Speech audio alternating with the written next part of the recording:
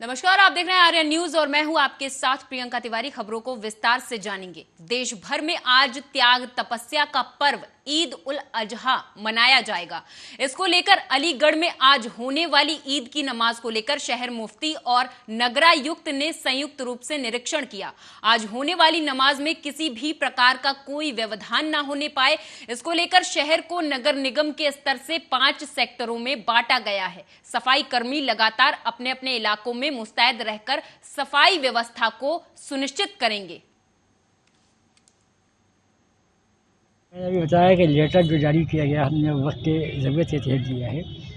आज जिसमें हालात बने हुए हैं उसमें ज़रूरत इस चीज़ की है कि नमाज अपने अपने इलाकों में अपनी मस्जिदों में अदा हो और ईदगाह में नमाज अदा हो तो ईदगाह की इन हदूद के अंदर ही हो, बेहतर है सड़कों पर ना आया जाए। लेकिन नमाजी बहुत ज़्यादा होती हैं, उनको रोकना दस है। इसके लिए और भी इंतजाम किए जा रहे हैं कि जो कुर्ब जगह की और ये है, अगर कोई मैदान वगैरह उसमें नमाज ना हो जाए, अगर मुमकिन हुआ तो उसमें हम कराने की कोशिश करेंगे, लेकिन सड़कों पर नहीं आए। तो यही अपील जो की गई है इस सिलसिले में। और एक अपील ये भी है कि कुर्बानी वगैरह होती है तो उसके जो फजलात वगैरह होते हैं वो सड़कों पर न डाले जाए, क्योंकि उसको जो दूसरे जानवर को खींच सकें करते हैं, पूरे उसमें गंदगी फैलती है। इस चीज़ से बचा जाए ताकि किसी भी शरीर को कोई परेशानी न हो। हमारा काम किसी को तकलीफ बनाना नहीं है बल्कि तकलीफ से बचाना है। ईद उल जुहा का पाक त्यौहार कल 10 तारीख को पूरे अलीगढ़ में मनाया जाएगा। इसके चलते विगत करीब एक हफ़्ते से हम लोग पुरजोर तैयारी कर रहे हैं। विशेषकर 6 तारीख से हम लोगों ने इसकी एक फ़ाइनल मीटिंग की थी, जिसमें करीब 49 पॉइंट्स पे, अलग अलग पॉइंट्स पे कुर्बानी के बाद जो पेटा होता है उसको उठाने के इंतज़ाम किए गए हैं। सभी गाड़ियाँ ढकी रहेंगी। इसके अलावा बैकअप गाड़ियाँ भी रखी गई हैं कि जिस समय जो बड़े पॉइंट्स हैं जहाँ पर ज़्यादा कुर्बानी का पेटा आता है वो उठाने में कोई भी दिक्कत ना हो। कोशिश ये है कि हर प्रकार से जो भी ईद की इंतज़ाम है इसमें, चाहे उसका वेस्ट का डिस्पोज़ल हो, पथ प्रकाश हो, पानी की व्यवस्था हो या फिर आवागमन में कहीं असुविधा हो, सभी बिंदुओं को ज़्यादा से ज़्यादा कोशिश की गई है कि किसी प्रकार भी त्यौहार। यूपी के रायबरेली में अनियंत्रित तेज रफ्तार पुलिस की गाड़ी सड़क किनारे लगाए हुए कई ठेलों को टक्कर मारते हुए किनारे रखे हुए नगर पालिका के कूड़ेदान से टकराई। दरअसल अनियंत्रित तेज रफ्तार बोलेरो गाड़ी पुलिस लाइन गेट के पास ही सड़क किनारे ठेले पर फल और सब्जी बेच रहे दुकानदारों के ठेलों पर जोरदार टक्कर मारते हुए कूड़ेदान से टकरा गई। पुलिस की गाड़ी की टक्कर से मोहल्ले में रहने वाले लोगों में हड़कंप मच गया। आनन फानन में स्थानीय लोगों की भारी भीड़ जमा हो गई, तो वहीं मौके पर पहुंचे शहर कोतवाल ने लोगों को समझा बुझाकर शांत किया।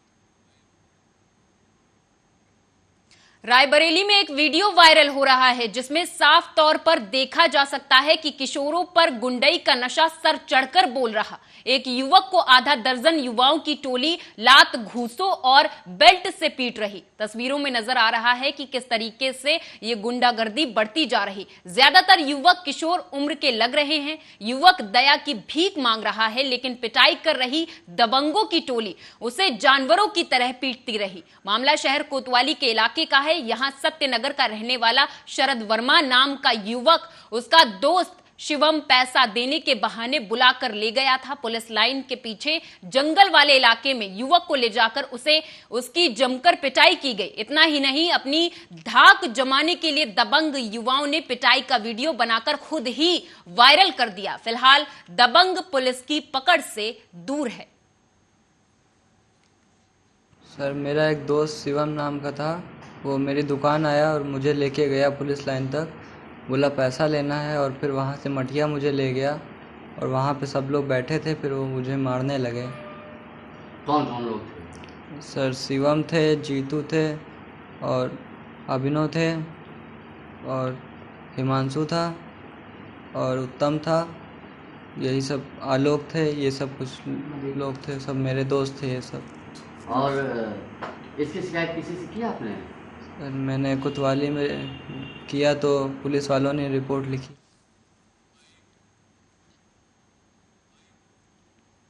योगी सरकार का लगातार ऑपरेशन क्लीन जारी है। रायबरेली में पुलिस और ईरानी गैंग के बदमाशों के बीच एक बार फिर मुठभेड़ हुई। पुलिस ने 4 बदमाशों को गिरफ्तार किया है। मुठभेड़ में जवाबी फायरिंग के दौरान 2 बदमाशों के पैर में गोली लगी है। पुलिस ने चारों बदमाशों को गिरफ्तार कर घायल 2 को अस्पताल में इलाज के लिए भर्ती कराया है। रायबरेली में 24 घंटे के भीतर ये दूसरी मुठभेड़ है। मुठभेड़ उस वक्त हुई जब एसओजी और डलमऊ पुलिस मुखबिर से मिले इनपुट के आधार पर बदमाशों का पीछा कर रहे थे। डलमऊ लालगंज बॉर्डर पर बदमाश जब पुलिस से भिड़े तो पुलिस पार्टी पर फायरिंग कर दिया। पुलिस ने आत्मरक्षा करते हुए गोली चलाई तो बदमाशों के पैर में गोली लग गई। गोली लगने से घायल बदमाशों में एक इंजमाम अली जौनपुर का रहने वाला है और दूसरा इरफान अली मध्य प्रदेश का निवासी है, जबकि गिरफ्तार 2 बदमाशों में राहुल फर्रुखाबाद का जबकि पठान अली जौनपुर का रहने वाला बताया जा रहा है।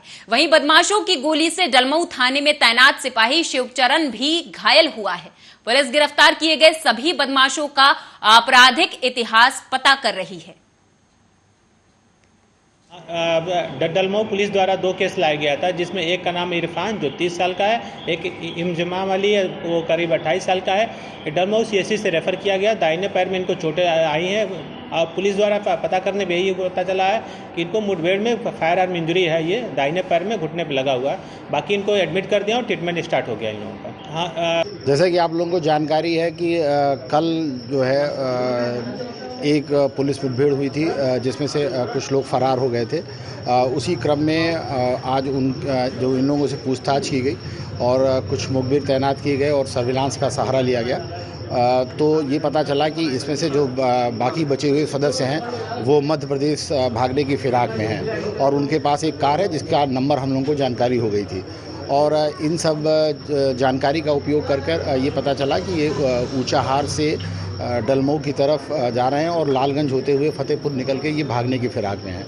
वहाँ पर इंस्पेक्टर डलमऊ की टीम और एसओजी प्रभारी और चौकी इंचार्ज नोराई बाग इन सब की टीम वहाँ पर एक्टिव हुई और वहाँ पर इनके द्वारा पुलिस पार्टी पर फायर किया गया। तो पुलिस पार्टी ने भी आत्मरक्षार्थ गोलियाँ चलाईं, जिसकी वजह से 2 इसमें बदमाश घायल हो गए, जिनका नाम जो है एक का नाम इंजमाम है और एक का नाम इरफान है।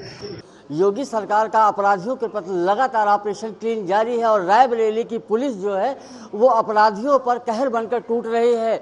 बीते 24 घंटे में ईरानी गैंग के 2 मुठभेड़ें हुई है, जिसमें 4 बदमाश गिरफ्तार हुए और 2 बदमाश फरार हुए हैं। आपको बताते चले आज जो है वो डलमऊ और लालगंज क्षेत्र के बॉर्डर पर जो है ईरानी गैंग के बदमाशों पे मुठभेड़ हुई है। आपको दिखाएं, ये बदमाश जो है, ये जो इंजमाम है, इसके पैर में गोली लगी है और ईरानी गैंग का ये एक शातिर अपराधी है जो रायबरेली में किसी बड़ी वारदात को अंजाम देने के लिए आया था, लेकिन कहीं न कहीं जो है ये एसओजी और डलमऊ लालगंज पुलिस के हत्थे चढ़ा है और इसको गिरफ्तार कर लिया गया। आपको बताते चले ये कहीं अपने मकसद में कामयाब हो जाते तो निश्चित ही रायबरेली शहर में एक बड़ी वारदात को अंजाम देते। दूसरा अपराधी ये है इरफान, जो कि आप देख सकते हैं ये इन लोगों का एक बहुत शातिर गैंग है। कैमरामैन से कहेंगे दिखाएं, इनके पैर में गोली लगी हुई है और ये रायबरेली जिले में एक बड़ी घटना को अंजाम देने के लिए आए थे, लेकिन इनके मंसूबों पर जो है वो रायबरेली की पुलिस ने पानी फेर दिया और इनको पुलिस मुठभेड़ के दौरान जो है वो गिरफ्तार कर लिया। हालांकि पुलिस मुठभेड़ में एसओजी के एक सिपाही को भी गोली लगी है जिसका इलाज जारी है। तो कहीं ना कहीं रायबरेली की पुलिस जो है वो पूरी तरह से अपराधियों पर कहर बनकर टूट रही है। कैमरामैन विपिन के साथ ओम शंकर शुक्ला, आलिया न्यूज, रायबरेली पुलिस बकरीद के त्योहार को लेकर अलर्ट मोड पर है। रविवार शाम को भारी पुलिस बल के साथ पुलिस अधीक्षक आलोक प्रियदर्शी और अपर पुलिस अधीक्षक विश्वजीत श्रीवास्तव और सीओ सिटी वंदना सिंह ने मुस्लिम बाहुल्य इलाकों में पैदल गश्त करते हुए सुरक्षा का जायजा लिया। इसके साथ ही मुस्लिम धर्म गुरुओं के साथ बैठक करके शांतिपूर्ण ढंग से त्योहार मनाने की अपील की। पुलिस अधीक्षक आलोक प्रियदर्शी ने कहा कि पूरे जिले में शांतिपूर्ण ढंग से बकरीद का त्योहार मनाया जा सके, इसको लेकर पुलिस कर्मियों को जगह जगह तैनात किया गया है। इसके साथ ही कुछ जगहों पर ड्रोन कैमरे से अराजक तत्वों पर नजर रखी जा रही है। क्षेत्र के सभी लोगों से अपील की गई है कि शांतिपूर्ण तरीके से त्योहार मनाएं। देखिए, जो कल बकरीद का त्यौहार है वो शांतिपूर्वक और हर्षोल्लास के साथ मनाया जाए, उसके लिए जो सुरक्षा व्यवस्था है वो बहुत पुख्ता है। मस्जिदों पे ड्यूटियाँ लगाई गई हैं और धर्मगुरुओं से वार्ता की गई है, उनका विश्वास अर्जित किया गया है और उसी सिलसिले में आज ये हम लोग गश्त भी कर रहे हैं माहौल का जायज़ा लेने के लिए और आम जनता में विश्वास पैदा करने के लिए कि हाँ सब कुछ कुशल रहेगा और बड़े आराम से इस बकरीद के पर्व को मनाया जाएगा। तो क्या अपील करेंगे लोगों से? शांति बनाए रखें, हर्षोल्लास के साथ अपना त्यौहार मनाएं, सफाई का ध्यान रखें, सफाई एक इशू रहता है, सफाई का ध्यान रखें और सारे लोग समाज के एक दूसरे की भावनाओं का आदर करें और सहयोग करें।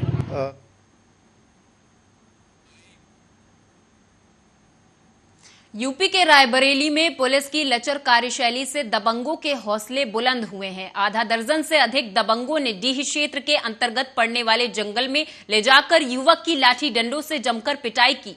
दबंगों द्वारा युवक को मारने पीटने के बाद पीड़ित ने 5,000 रुपए छीनने का भी आरोप लगाया है। बता दें कि पीड़ित युवक अमन त्रिपाठी शहर कोतवाली क्षेत्र के खाली शहर मोहल्ले का निवासी है।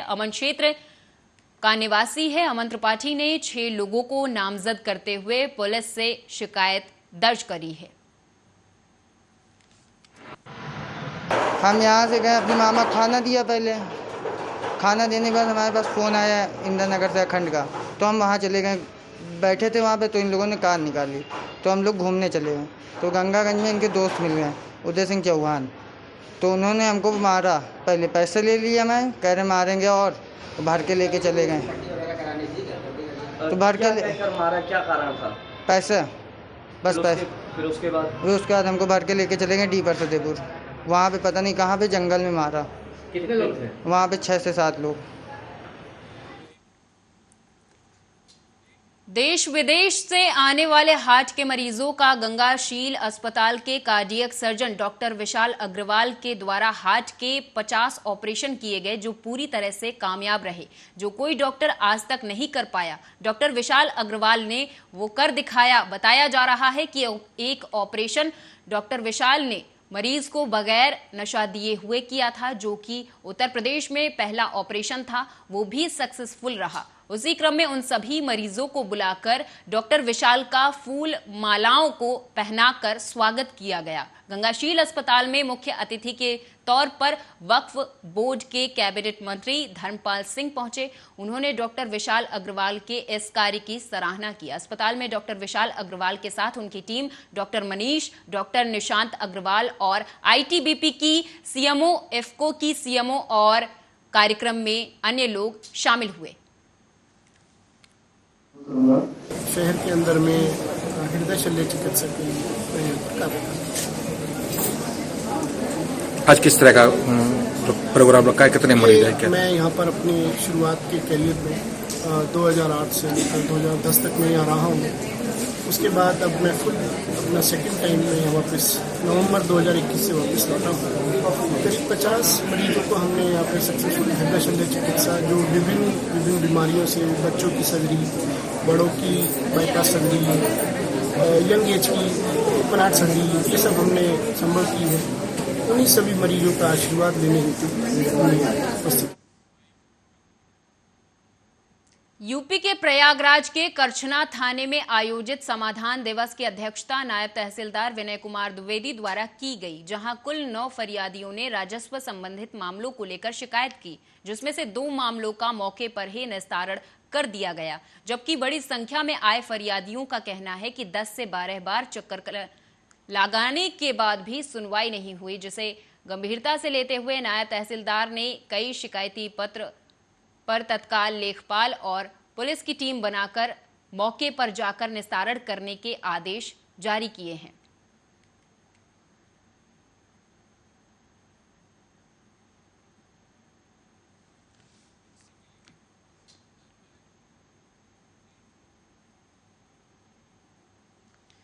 प्रयागराज में आम आदमी पार्टी के कार्यकर्ताओं ने केंद्र सरकार और पेट्रोलियम मंत्री के खिलाफ जमकर नारेबाजी की। साथ ही सरकार को बताया कि जिस तरीके से गैस के दाम बढ़ रहे, उससे अब चूल्हों पर खाना बनाने की नौबत आ गई है। इसी कड़ी में आम आदमी पार्टी के कार्यकर्ताओं ने सिविल लाइंस के धरना स्थल पर चूल्हों पर रोटी बनाकर उनको बताया कि इस सरकार में अब गैस के बजाय लोगों को चूल्हों पर खाना बनाने पड़ सकते हैं। जिस तरीके से लगातार गैस सिलेंडर के दाम आसमान छू रहे, उससे लोगों को काफी दिक्कत हो रही है। और तो और जिस तरीके से महंगाई है, उसी तरह गैस सिलेंडर के दामों पर भी सरकार वृद्धि करती जा रही है। आज हम लोग भाजपा के खिलाफ प्रदर्शन कर रहे हैं। इतनी महंगाई बढ़ गई है, रसोई चलाना महिलाओं को बहुत मुश्किल हो रहा है। गैस सिलेंडर उन्होंने फ्री में तो गांव-गांव बंटवा दिया, लेकिन इस समय गैस भरे कहां से? हजार रुपया गैस भराई हो गया है। तेल महंगा हो गया है, रिफाइन महंगी हो गई है, सब्जी महंगी हो गई है। महिलाएं कैसे घर चलाएं? जिसके कम जो मजदूर लोग हैं, महीने में 10,000 5,000 जो पा रहा है, वो मुश्किल हो गया है रसोई चलाना। उसी के खिलाफ आम आदमी पार्टी की तरफ से हम लोग प्रदर्शन कर रहे थे भाजपा के विरोध। आज का हमारा लोग का प्रोटेस्ट जो आए दिन महंगाई बढ़ती जा रही है, उसको लेके कर रहे हैं हम लोग। जब से सत्ता में भाजपा सरकार आई है, तब से इन्होंने केवल एक ही काम किया है, वो भी महंगाई बढ़ाने का काम किया है। ये हर मुद्दे पे फेल आए हैं, चाहे वो नौकरी को लेके, रोजगार जितने भी हमारे बच्चे हैं, शिक्षक छात्र हैं, उनको नौकरी के मुद्दे पे। खबर राजधानी लखनऊ से है, जहां बीजेपी महिला मोर्चा की लखनऊ महानगर उपाध्यक्ष भूमिका कक्कड़ काली फिल्म के निर्माता और कलाकारों पर एफआईआर दर्ज कराने आलमबाग कोतवाली पहुंची। बीजेपी नेत्री भूमिका कक्कड़ ने आरोप लगाया कि फिल्म निर्माता और निर्देशक मणि मेकलाई और कलाकारों द्वारा हिंदू समाज के भावनाओं को आघात पहुंचाने की नीयत से काली फिल्म का निर्माण किया गया है। उन्होंने आरोप लगाया कि काली फिल्म में मां काली देवी के स्वरूप को जिस तरीके से दिखाया गया है, उससे हिंदू समुदाय के भावनाओं को ठेस पहुंची है। और हम लोग यहाँ पे आए हैं जो काली जी के जो पोस्टर पे और जो उन्होंने फिल्म मेकर लीना मणि मेलकाई ने जो पिक्चर बनाने का बताया है कि हमने एक पिक्चर बनाई है, तो ऐसे लोगों को मैं कहती हूँ कि ऐसे वाहियात सोच वालों को तो पहली बात तो हिंदुस्तान में रहने का कोई अधिकार नहीं देना चाहिए। इन लोगों की हिंदुस्तान की सदस्यता भी छीन लेना चाहिए, क्योंकि ये लोग हिंदू कहलाने लायक नहीं है। और यही प्रकरण अगर हमारे किसी हिंदू भाई बहन ने मुस्लिम कल्चर के लिए किया होता तो शायद हर थाने में हम लोगों के एफआईआर हो रही होती, हम लोगों के नाम पे हो रही होती। लेकिन आज हम थाना क्षेत्र आलमबाग में आए हैं, तो हमें इंस्पेक्टर साहब द्वारा कहा गया है कि आप जाइए हजरतगंज में थाना, आप जाके वहाँ रिपोर्ट दर्ज कराइए। चूँकि मैं आपको बता देती हूँ, मैं रहने वाली थाना क्षेत्र आलमबाग में आती हूँ। मेरी धार्मिक और मेरी मानसिक प्रताड़ना हुई है, मेरी धार्मिकता को प्रताड़ित किया गया है। मैं काली जी की भक्त हूँ, हमारा पूरा हिंदू समाज काली माता का भक्त है, और उनके ऊपर ऐसे पोस्टर और साथ में LBTC का जो उन्होंने वो झंडा फहराया है, उसका कहने का मतलब क्या है? और इतना ही उन्होंने कुछ नहीं किया। कल लीना ने एक और ट्वीट करके कहा कि उन्होंने कहा कि और क्यूर के नाम से संबोधित किया काली जी को। तो वो कौन होती है कि हमारे भगवान के हिंदू देवी देवताओं के बारे में ऐसी टिप्पणी करने वाली?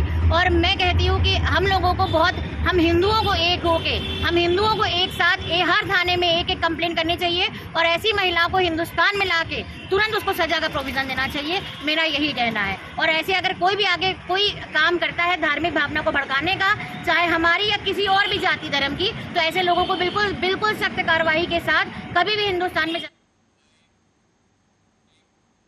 उदयपुर में कन्हैयालाल की हत्या के बाद पाकिस्तानी संगठन दावत इस्लामी पर सवाल उठ रहे हैं। कानपुर में दावत इस्लामी की जड़ें बहुत गहरी हैं। यहां दावत इस्लामी इंस्टीट्यूट कब्जे की जमीन पर संचालित हो रहा। नगर निगम के स्कूलों पर कब्जा कर इमारत बनाने का आरोप है। शिकायती पत्र मिलने के बाद एसीपी कर्नलगंज ने जांच शुरू कर दी है। नगर निगम, केडीए और बीएसए से जमीन संबंधित जानकारी मांगी है। आपको बता दें कि नगर निगम को भेजे गए गुमनाम शिकायती पत्र में कहा गया है कि कर्नलगंज के छोटे मियां हाथा में नगर निगम के 2 स्कूल संचालित थे। इनमें कक्षा 1 से कक्षा 5 तक की पढ़ाई होती थी। दोनों ही स्कूल कुछ समय पहले अचानक बंद हो गए। 800 वर्गज क्षेत्रफल में दोनों ही स्कूल बने थे। भूमाफिया और अधिकारियों की मिलीभगत से यह जमीन बेच दी गई। दावत इस्लामी के संबंध में एक स्कूल पे कब्जा करके नया निर्माण का प्रकरण संज्ञान में आया है। उसकी जांच के लिए हमारे यहाँ बीएसए, केडीए और नगर निगम तीनों को लेटर लिखा गया है। जो भी तथ्य आएगा और जो भी प्रकाश में आएगा उस पर विरुद्ध वैधानिक कार्रवाई की जाएगी और रिपोर्ट शीघ्र से शीघ्र प्राप्त किया जाएगा।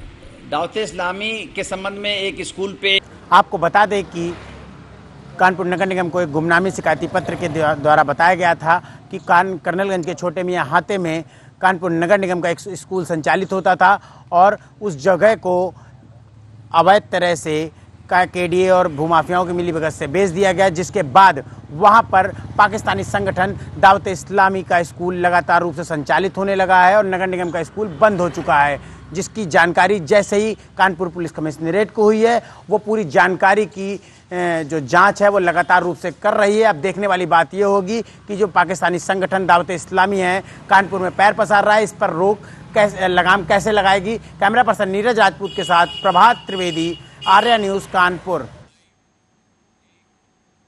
और मेरे साथ इस बुलेटिन में फिलहाल इतना ही। आप देखते रहिए आर्या न्यूज। नमस्कार।